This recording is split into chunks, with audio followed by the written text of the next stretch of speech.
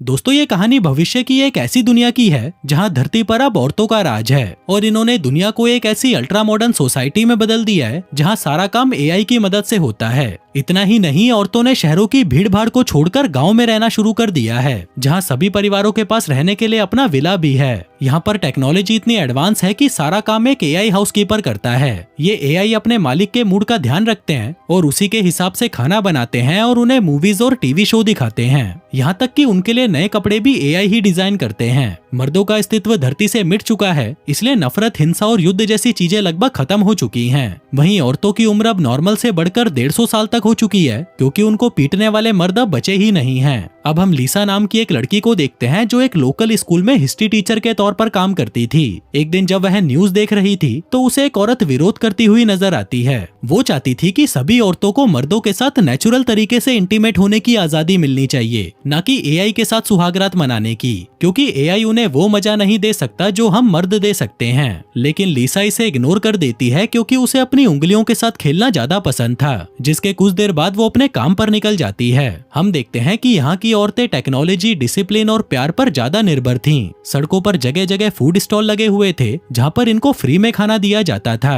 वहीं कूड़ेदान में कचरा न डालना जैसे छोटे छोटे अपराधों पर जुर्माना लगाया जाता था, जिसमें उनके सोशल पॉइंट्स काट लिए जाते थे। दरअसल ये सोशल पॉइंट्स को यहाँ की करेंसी के रूप में माना जाता था। इसके अलावा अगर कोई सभी नियमों का पालन करते हुए अपना काम सही तरीके से करता तो उसे फ्री में सोशल पॉइंट्स भी दिए जाते थे। थोड़ी देर बाद लीसा अपने हाईटेक स्कूल में पहुंचती है और बिना समय बर्बाद किए अपने स्टूडेंट्स को एक वीडियो क्लिप दिखाती है जिसमें मानवता के इतिहास के बारे में बताया जाता है। हमें पता चलता है कि प्राचीन काल से ही मर्दों को औरतों से ज्यादा बुद्धिमान और ताकतवर माना जाता था, इसलिए शुरुआत से ही मानव जाति और समाज पर मर्दों का राज रहा। लेकिन सच तो ये था कि मर्दों की वजह से धरती रहने लायक नहीं बची थी, क्योंकि ग्लोबल वार्मिंग, ओजोन लेयर में होल और पोल्यूशन जैसी समस्याओं ने दुनिया को लगभग खत्म कर दिया था। लेकिन फिर 2030 में अमेरिका और नॉर्थ कोरिया के बीच एक भयानक युद्ध हुआ, जिसमें नॉर्थ कोरिया के कुछ दिमाग से पैदल वैज्ञानिकों ने यूएस मिलिट्री को मिटाने के लिए एक वायरस बनाया। लेकिन गलती से वो वायरस दुनिया के बाकी हिस्सों में भी फैल गया, जिसकी वजह से 99% मर्दों की आबादी एक ही झटके में दुनिया से खत्म हो गई। लेकिन जब पृथ्वी पर औरतों का अधिकार हुआ तो उन्होंने मर्दों द्वारा की गई सभी गलतियों को ठीक करना शुरू कर दिया। ग्लोबल वार्मिंग कम होने लगी, पॉल्यूशन का स्तर कम होने लगा और जानवरों की आबादी बढ़ने लगी। मतलब कि धरती फिर से रहने लायक बनने लगी। फिर वीडियो के आखिर में दिखाया जाता है कि यहाँ पर अब लड़कों का पैदा होना लगभग ना के बराबर है, और अगर गलती से कोई लड़का पैदा हो भी जाता है तो उसे शहर की एक बहुत ही गंदी और घटिया सी जगह पर भेज दिया जाता है, जहाँ टेक्नोलॉजी के नाम पर उनके पास टीवी और इंटरनेट भी नहीं है। यहाँ मर्दों को जानवरों की तरह समझा जाता है, जैसे कि उनके पास बुद्धि कम होती है, वो गंदे होते हैं और हमेशा दो चीजों के पीछे पड़े रहते हैं। पहला लड़कियों के साथ इंटीमेट होना और दूसरा आपस में लड़ाई झगड़ा करना। तीसरा भी है जो वो अपने हाथों के साथ करते हैं, लेकिन वो मैं ऐसे खुल्लम खुल्ला नहीं बता सकता। खैर, थोड़ी देर बाद लीसा अपने स्टूडेंट्स को एक दीवार के पास लेकर जाती है जिसकी दूसरी तरफ उन्हीं मर्दों की गंदी बस्तियां थीं। इसके बाद हमें एक ऐसी बस्ती को दिखाया जाता है जहां पर मर्दों का एक ग्रुप रहता था और यहाँ टेक्नोलॉजी के नाम पर कुछ भी नहीं था। इन मर्दों के साथ कुछ औरतें भी रहती थीं, जिन्हें बाकी औरतों की तरह उस मॉडर्न और फ्यूचरिस्टिक दुनिया में रहना पसंद नहीं था और ये बस एक साधारण सी जिंदगी जीना चाहती थीं। इसी बस्ती में हम बिली नाम के एक सीधे साधे लड़के को देखते हैं जो अखंड वर्जिन है और उसकी जिंदगी का सिर्फ एक ही मकसद है कि वो किसी तरह से एक लड़की के साथ सुहागरात मनाकर अपनी वर्जिनिटी लूज कर दे।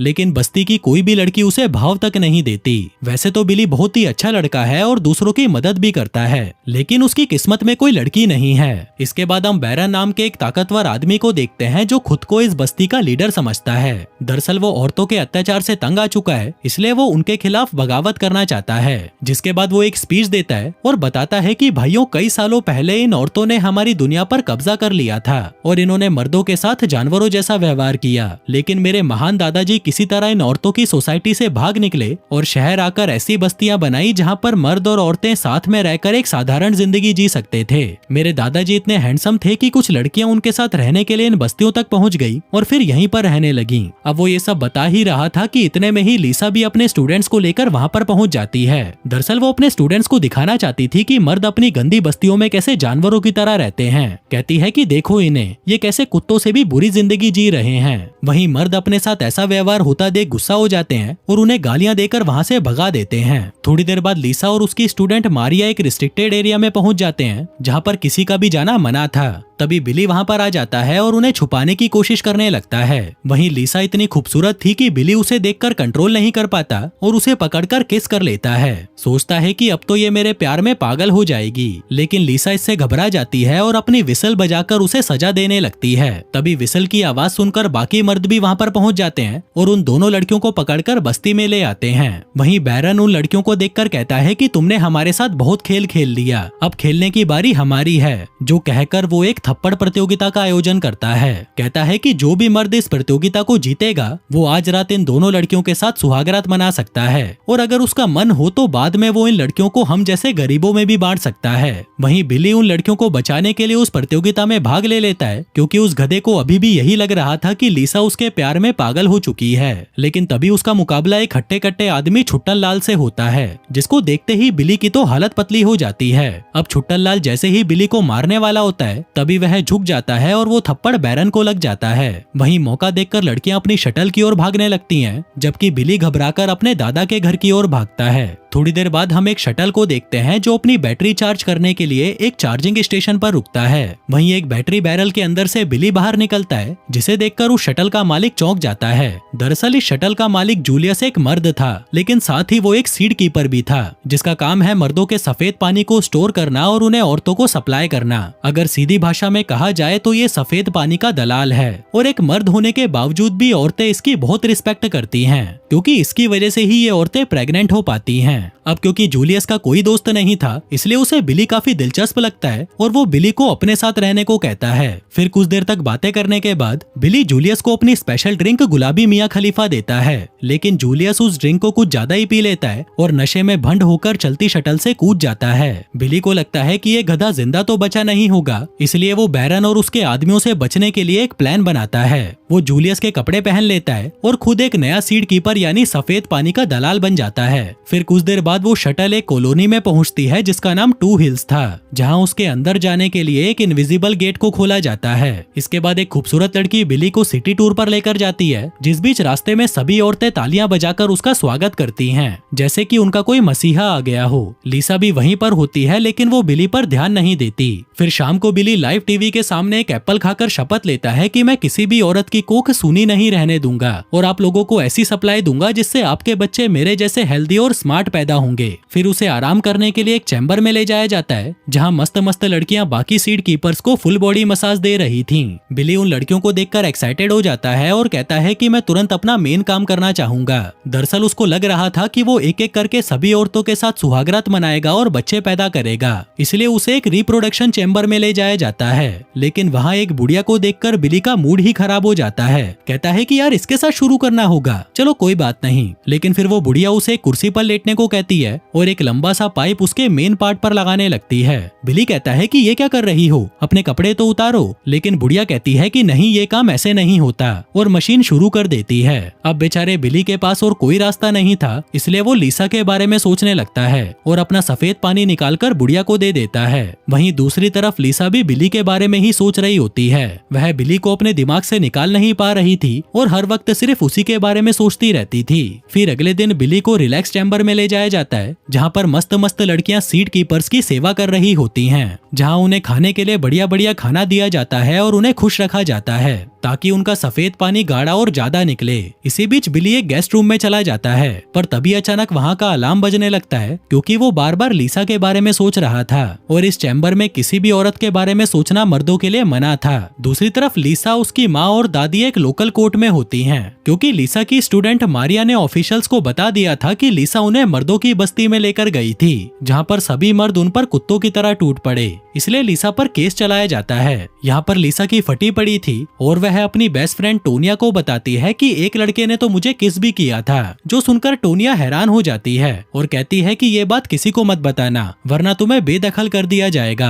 वहीं मारिया की मॉम, जो एक लीगल एडवाइजर है, वह आरोप लगाती है कि सारा दोष लिसा का है, जिस पर लिसा कहती है कि मारिया खुद ही मर्दों की बस्ती में जाना चाहती थी और इस बात को प्रूफ करने के लिए वो उन्हें एक वीडियो भी दिखाती है, जिससे यह साबित हो जाता है कि लिसा बेकसूर है। लेकिन इसी बीच टोनिया सबको बता देती है कि लिसा को बस्ती में एक लड़के ने किस किया था। जो बात सुनकर सभी औरतें शॉक्ड हो जाती हैं। जिसके बाद जज लिसा को ये सजा सुनाती है कि उसे 30 घंटों तक सोशल सर्विस करनी पड़ेगी। और वहीं सच्चाई बताने के लिए या कहें चुगली करने के लिए टोनिया को 20 पॉइंट्स दिए जाते हैं। दूसरी तरफ हम देखते हैं कि साला जूलियस तो जिंदा है और वह किसी तरह बचते बचाते मर्दों की बस्ती में पहुंच जाता है। तभी वहां पर बिली का दादा आता है और उसकी मदद करते हुए कहता है कि तुम्हें अपनी पहचान छुपा कर रखनी होगी, क्योंकि उन्हें भी पता चल चुका था कि जूलियस कौन है। अब जूलियस भी उनकी बात मान जाता है और बैरन से मिलने जाता है, लेकिन बैरन उसे लड़की बोलकर उसका मजाक उड़ाता है और उसकी उंगली भी तोड़ देता है। इसके बाद जूलियस अपना हेयर कट करवाने जाता है ताकि वो भी बस्ती के लोकल लोगों की तरह दिखे और कोई भी उसे पहचान ना सके।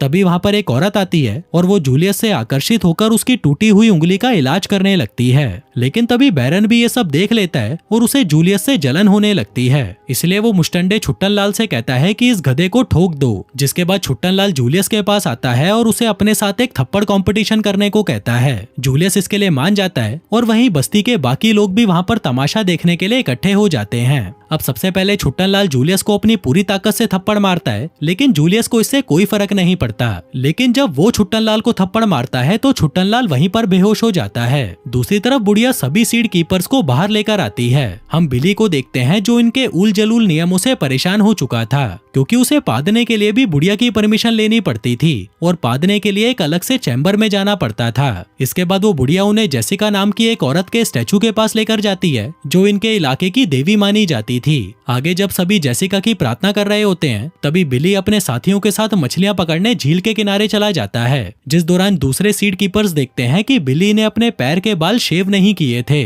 जो कि 2 हिल्स में अलाउड नहीं था। साथ ही बिली के पास एक लाइटर भी होता है, जो कि यहाँ पर एक खतरनाक हथियार माना जाता था। लेकिन ये सब देखने के बाद भी वो लोग बिली की शिकायत करने की बजाय उसे अपना रोल मॉडल मानने लगते हैं। कहते हैं कि यार ये तो कितना सॉलिड बंदा है। जिसके बाद सभी मिलकर मछलियां पकड़ते हैं और उन्हें पकाकर खाने लगते हैं। लेकिन तभी अचानक वहाँ फायर अलार्म बजने लगता है और वो पकड़े जाते हैं, जहाँ इस कांड की सजा के तौर पर उन्हें एजुकेशन सेंटर के टूर पर ले जाया जाता है, जो साला इतना बोरिंग होता है कि इससे अच्छा तो उन्हें मौत ही दे देते। फिर अगले दिन जब बिली को पता चलता है कि आज उसकी मसाज लिसा करने वाली है, तो उसकी खुशी का ठिकाना नहीं रहता। वहीं लिसा को यहाँ पर पनिशमेंट के तौर पर भेजा गया था। तभी लिसा बिली को यहाँ पर देखकर शॉक्ड हो जाती है, लेकिन वह उसे कुछ नहीं कहती। जिसके बाद चारों सीड कीपर को एजुकेशन सेंटर में ले जाया जाता है, जहाँ पर उनका ब्रेन वॉश करने के लिए उन्हें कई तरह के प्रेजेंटेशन दिखाए जाते हैं। उन्हें बताया जाता है कि देखो मर्द कितने ताकतवर होते हैं, इसलिए इन्हें कंट्रोल में रखा जाना चाहिए। लिसा और ओनिया भी वहीं पर होती हैं और वो बिली की हरकतें देखकर हंसने लगती हैं। तभी ओनिया कहती है कि यार बिली तो काफी क्यूट है, क्या तू मेरे साथ इसका इंटीमेट होने का कोई जुगाड़ बिठा सकती है? और हाँ, किसी को ये बता मत देना कि ये गधा सीड कीपर नहीं है, क्योंकि फिर इसे कुत्ते की तरह मार पड़ेगी, वो तो अलग बात है। बस कहीं ये लोग इस बेचारे का कीमती सामान काट ना दें। फिर शाम को वापस लौटकर बिली अपने साथियों से कहता है कि भाइयों, सुहागरात के बारे में सोचना कोई अपराध नहीं है और आज हमें जो भी बताया गया है वो सब झूठ है। जो सब सुनकर बाकी सभी आदमी भी मोटिवेट हो जाते हैं और फिर एक सीड कीपर लिसा से कहता है कि चलो अपने कपड़े उतारो। लेकिन इससे पहले कि लिसा अपने कपड़े उतारती, बिली वहाँ पर आ जाता है और उस सीड कीपर को गालियां देकर वहाँ से भगा देता है। वहीं लिसा बिली को थैंक यू बोलने की बजाय कहती है कि अगर तुम 30 मिनट के अंदर यहाँ से नहीं गए तो मैं सबको बता दूंगी कि तुम कोई सीड कीपर नहीं हो, बल्कि उस गंदी बस्ती में रहने वाले गंदे से आदमी हो। उधर बस्ती में जूलियन के कई सारे फैंस बन जाते हैं, जिस बात से चिढ़कर बैरन अपने राइट हैंड रेड को ऑर्डर देता है कि इस चिलगोजे को खत्म कर दो।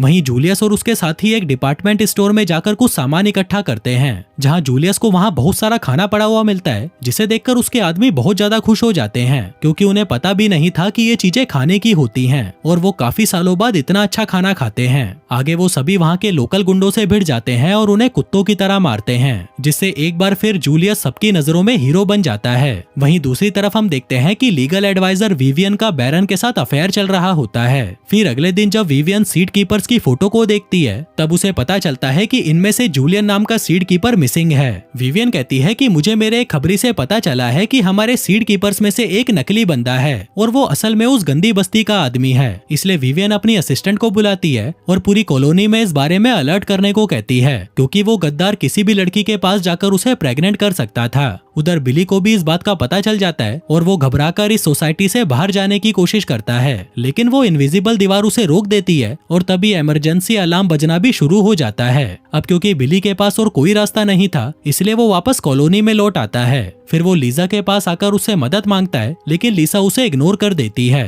तभी बिली उसे कहता है कि कमीनी, याद कर मैंने तेरी कितनी बार मदद की है, जो सुनकर लीजा मान जाती है। लेकिन इतनी देर में ही औरतों की पुलिस फोर्स उस जगह को घेर लेती है, जिस बीच लीसा और बिली वहाँ से भाग निकलते हैं। पर तभी टोनिया उन दोनों को एक साथ में देख लेती है। उधर बैरल बस्ती के एक बार में दारू पीने जाता है, लेकिन तभी वो वहाँ पर जूलियस को जिंदा देखकर चौंक जाता है। वो रेड को डांटता है कि साले तूने जूलियस को मारा क्यों नहीं। रेड बताता है कि भाई जूलियस एक अच्छा आदमी है और उसने हमारी जान भी बचाई थी। इसी बीच जूलियस वहाँ पर आकर कहता है कि यहाँ पर कोई किसी का गुलाम नहीं है और सबको अपनी मर्जी से जीने का अधिकार होना चाहिए, जो सुनकर बार में बैठे लोग भी जूलियस को सपोर्ट करने लगते हैं। वहीं बैरन भी उसकी बात मान जाता है और उसे अपने घर आने को कहता है। फिर घर आने के बाद बैरन जूलियस से पूछता है कि भाई तू क्या चाहता है। जूलियस कहता है मैं चाहता हूँ कि सभी लोग आजादी से जिएं, जिस पर बैरन कहता है कि नहीं, मैं सभी को अपने पैरों के नीचे दबाकर रखना चाहता हूँ, क्योंकि मैं इन सबका लीडर हूँ। जूलियस कहता है कि ठीक है, चलो एक इलेक्शन रख लेते हैं और जीतने वाला इस बस्ती का लीडर होगा, जिसके लिए बैरन भी मान जाता है। फिर जूलियस के जाने के बाद बैरन रेड को बुलाकर कहता है कि तुम भी इस इलेक्शन में खड़े हो जाओ, इससे वोट बढ़ जाएंगे और जूलियस के जीतने के चांसेस भी कम हो जाएंगे। फिर रात को वोटिंग शुरू होती है और बस्ती के सभी लोग वोट डालते हैं। थोड़ी देर बाद जब रिजल्ट अनाउंस किया जाता है तो बैरन को सिर्फ एक ही वोट मिलता है, जूलियस को 16 वोट मिलते हैं। लेकिन हैरानी की बात तो ये थी कि रेड को पूरे 18 वोट मिले थे,